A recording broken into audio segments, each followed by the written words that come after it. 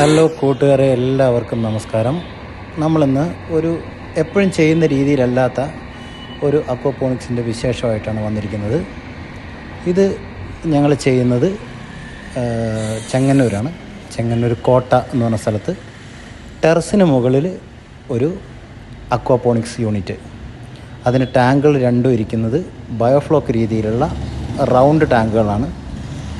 അത് 3 metre diameter ഒരെണ്ണം, രണ്ടാമത് 4 മീറ്റർ ഡയമീറ്ററാണ്. അപ്പം അതിൻ്റെ പാരപ്പറ്റിൽ ഒരു സെക്ഷൻ നമ്മൾ കംപ്ലീറ്റ് പ്ലംബ് ചെയ്ത് പോട്ടുകളൊക്കെ വെച്ച് പ്ലംബ് ചെയ്തുകൊണ്ടിരിക്കുകയാണ്. എല്ലാം പ്ലംബിങ്ങൊക്കെ നമ്മൾ തീർന്നു.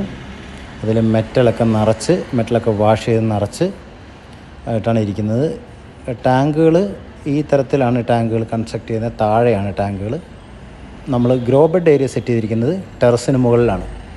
കാരണം ഇവിടെ ഒരു തെങ്ങുകൾ അങ്ങനെ മരങ്ങളൊക്കെ നിൽക്കുന്നതുകൊണ്ട് അതിൽ നിന്നൊക്കെ തേങ്ങയൊക്കെ വീഴാനുള്ള ചാൻസ് ഉണ്ട്.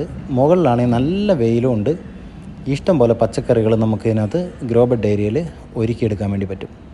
അപ്പോൾ നമ്മൾ ഇതിനു മുമ്പ് ചെയ്യാത്ത ഒരു വർക്കാണ്. കാരണം വെച്ചാൽ ഇതിൻ്റെ ടെറസിൻ്റെ മുകളിൽ അക്വാപോണിക്സ് യൂണിറ്റിൻ്റെ ബെഡുകൾ ചെയ്തിട്ട് നമ്മളിതുവരെ ചെയ്തിട്ടില്ല.